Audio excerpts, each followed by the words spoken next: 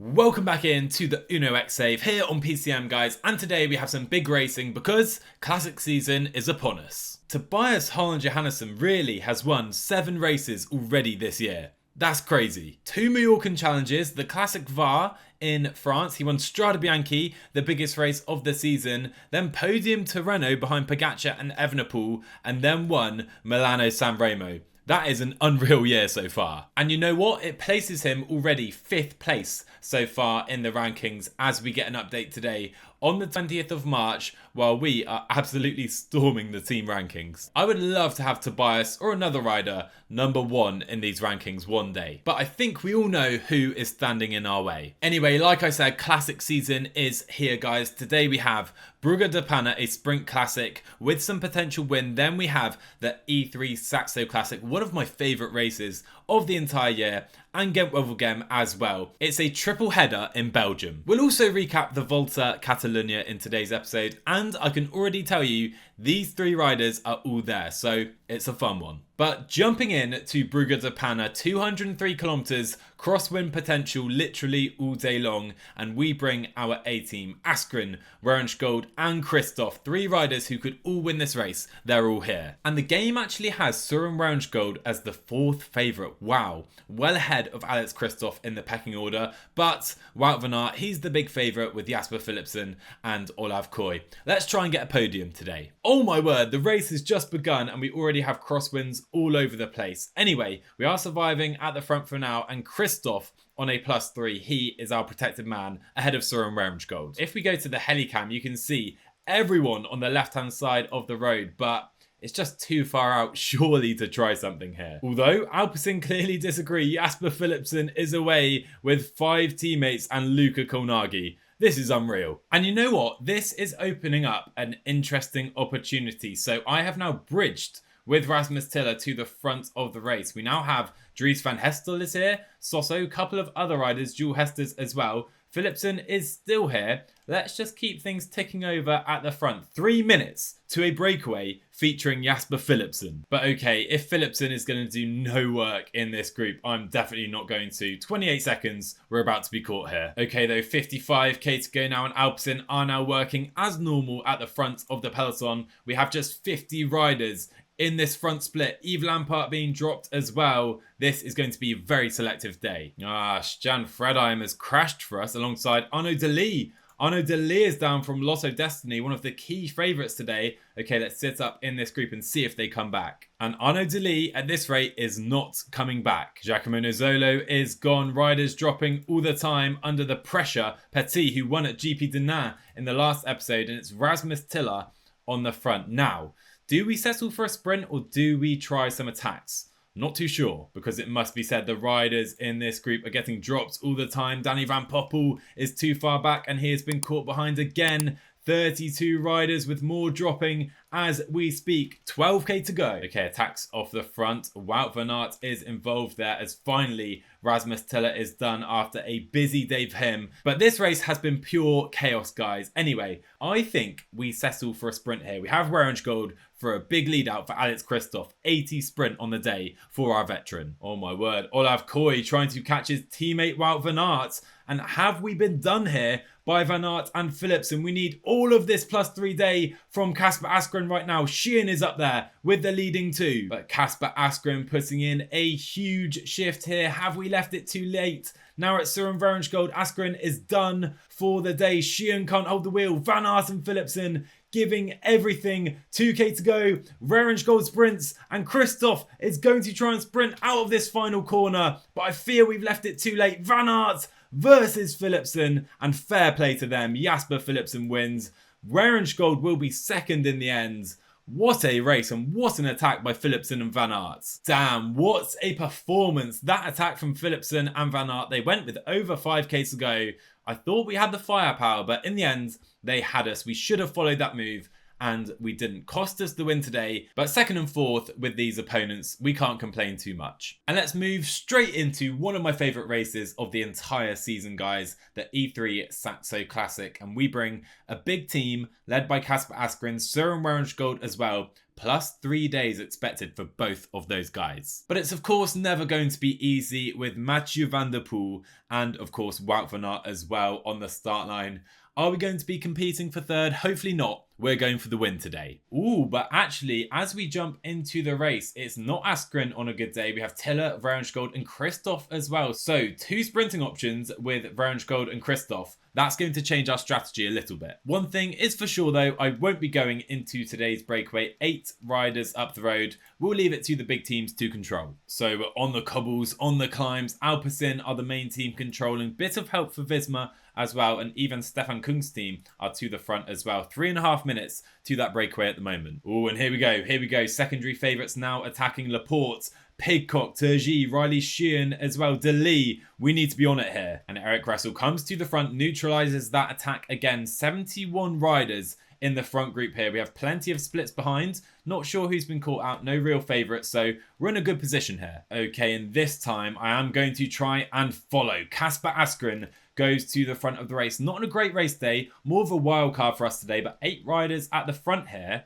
And we do have a split. APPRENTICE now forced to control. Okay, now on the Paterberg, one of the most feared climbs in cycling, Søren Wærenskjold is going to try and bridge to the front, and so does Mathieu van der Poel. Okay, Wærenskjold in a group with Mathieu van der Poel, and suddenly we have a massive gap to the front. And now, of course, it's on Visma, Wout Van Aert's team, to bring this back in. Okay, Kasper Asgreen, come to the front and help Wærenskjold here. Visma have such a strong team here, but Van Aert playing it cautious for now. Tiller and Kristoff, we can sit in this group and try and get Wærenskjold and Asgreen over the top with Mathieu van der Poel. I cannot believe how cool Wout Van Aert and Visma are playing it. Tiege Benoot on the front, UAE trying to bridge with a couple of riders, but what a group at the front of the race. Kasper Asgreen, Van der Poel, Tarling, Pidcock, De Lee has a teammate in Slock, Riley Sheehan and Søren Wærenskjold. This group could definitely go to the end. But as I say that, Visma are powering along on the front. Hagenes, Benoot and Van Baal are gonna bring us in. What a shame. What a ride by Asgreen for his teammate. But I think Wærenskjold is about to be caught by the Visma Bees. There you go. So now we reset. We have 4 riders in the group. Still 45 riders here though, guys. This could very well be a sprint, which is not a bad thing for us with Wærenskjold in great form. Kristoff still here, by the way, not feeling great. Asgreen can protect him. I think Wærenskjold is our man. Okay, another split has formed here. Another split has formed. Kristoff on the wheel of Pidcock. Tiller on the wheel of Van Aert, who is here with Kristoff, Laporte, and Wout Van Aert puts in a huge attack. Tiller cannot follow. We're going to try and use him though with Wærenskjold, but I think we're going to have to bridge this, are we? We're going to have to bridge. Tiller cannot close this gap alone. Okay, here we go. Wærenskjold trying to get to the wheel of Van Aert and Van der Poel, and he does so. Laporte's still here though. We have such a selective group right now, and I think this group are gone. We have a sizable gap back. Kung is done. Mikkel Bjerg is done. Van der Poel looks done as well. Van der Poel looks completely done. Let's take the wheel of Wout Van Aert. And look at that. Van der Poel is done. Van der Poel is done. And Wærenskjold is at the front. Laporte. Mathis Louvel. What a ride by him. And Wout Van Aert. And Wærenskjold is in the wheel. What a trio coming to the line. Mathis Louvel has cracked though. And it's Wærenskjold versus Wout Van Aert. The master versus the apprentice. As I've called him so many times. Into the final kilometre. Wærenskjold tries to get the kick on Wout Van Aert, and Wout Van Aert doesn't have it. And on this occasion, Søren Wærenskjold is the winner of the E3 Saxo Classic. Let's go. As always, the E3 Saxo Classic delivers, and today it delivers with a UnoX victory. How many times this series have I said, Søren Wærenskjold, to me, he looks like a little bit of a baby Wout Van Aert, but now he has beaten Wout in one of the biggest races of the year, and I'm buzzing. All the action unfolded after the cobbles really on the flat run-in, but that was such an interesting race. Love it. Anyway, we've had some fun on the cobbles, and now it's time to head to the mountains in Catalonia. The Volta Catalunya. This was a fun one, guys.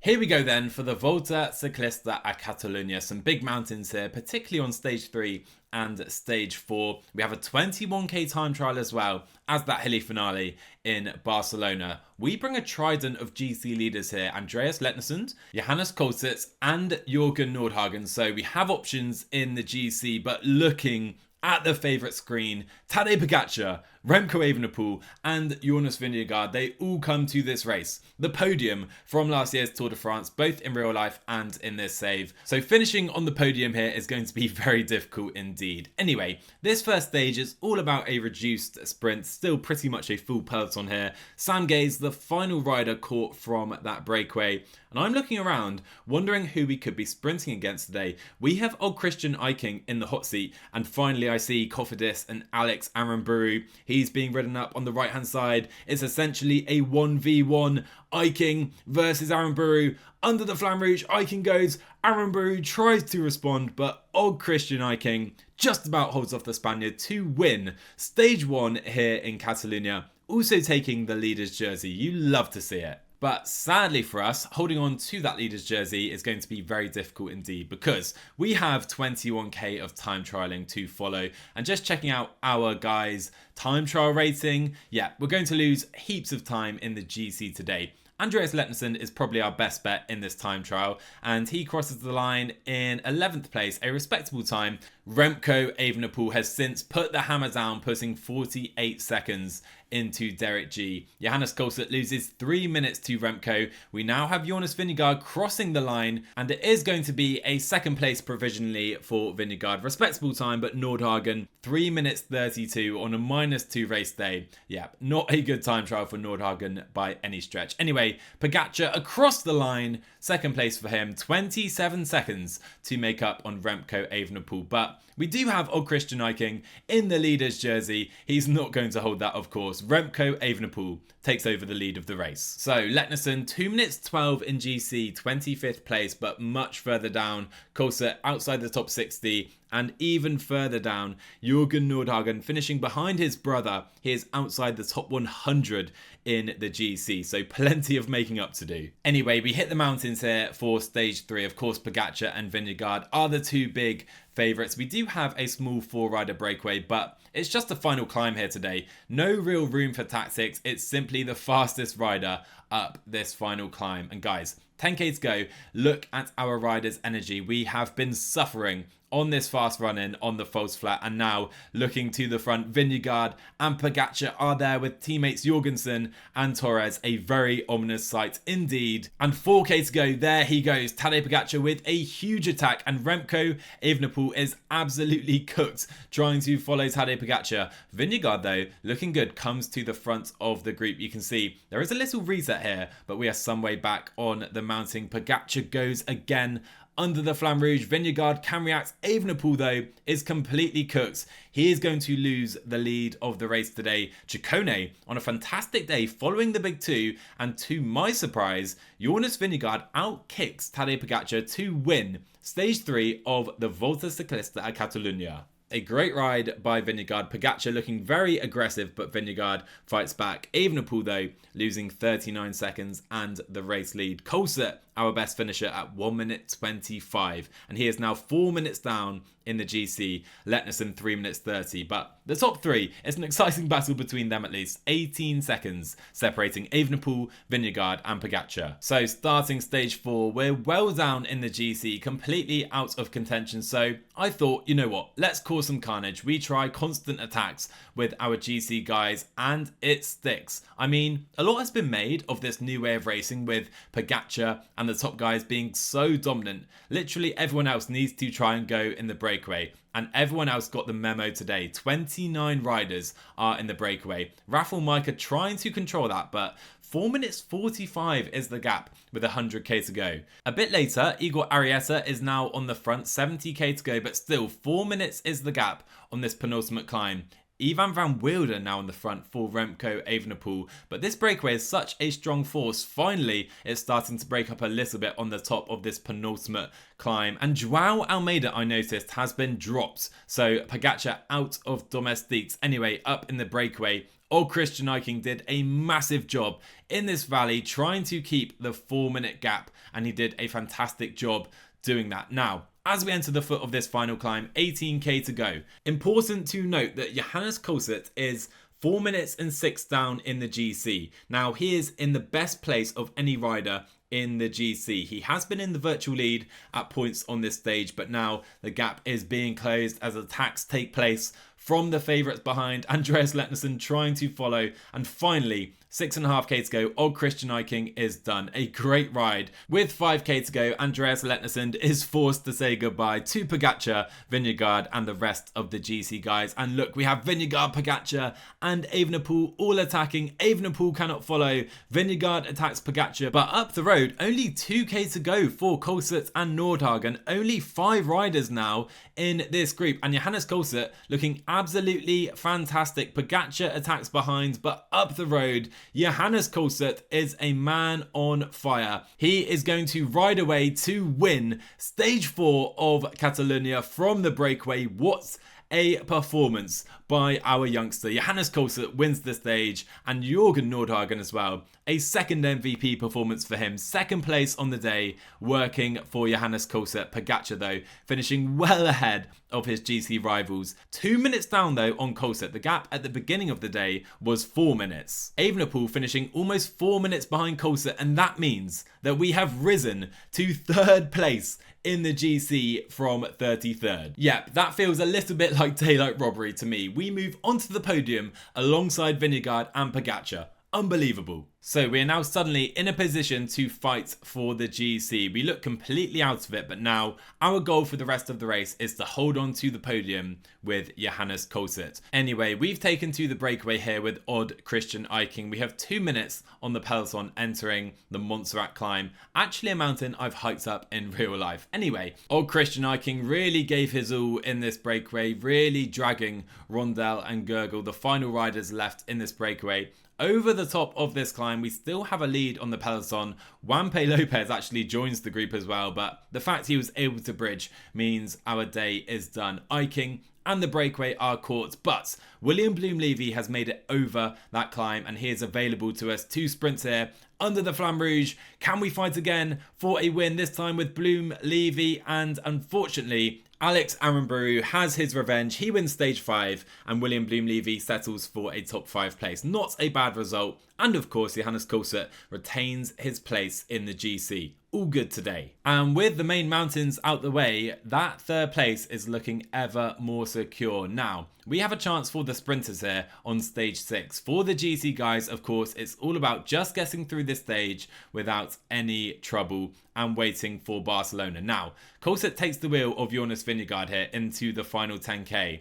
And something tells me to move to Tadej Pogačar's wheel. I can't say what, but keep an eye on how this unfolds here, guys, because a winding fast finish now to the stage. Koolseth has moved to Pogačar's wheel, and at the bottom of the screen, Jonas Vingegaard crashes in that corner. Unbelievable. I was on his wheel moments before, and not only that, Jonas Vingegaard is out of the race. I can't believe it. Yep, I was pretty shell-shocked after that. Anyway, we do have a chance in this sprint. Dversnes and Og Christian Eiking going for the line. It is going to be, though, Filippo Fiorelli winning for Bardiani. A pretty good 4th place for Og Christian Eiking, but the main news today is that Jonas Vingegaard is out of the race. And checking on Vingegaard, he fractures his thigh, keeping him out till the start of May, so he will be back for the Tour de France. Anyway, this means we rise to 2nd place in the GC, meaning our podium position looking ever more secure. But can we hold off Remco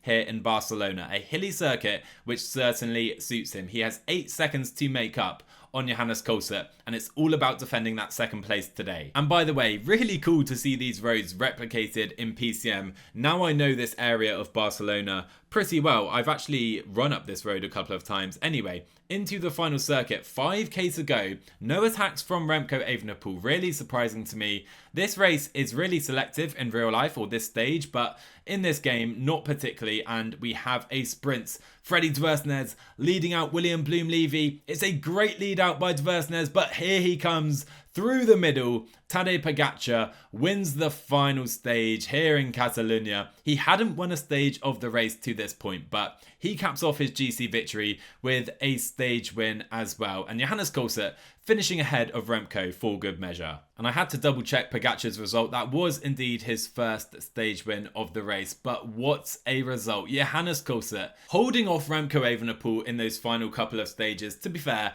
Remco was quite passive, but what a result. We made it happen from the breakaway after losing time early, and that is a famous result in the career of Johannes Kolset.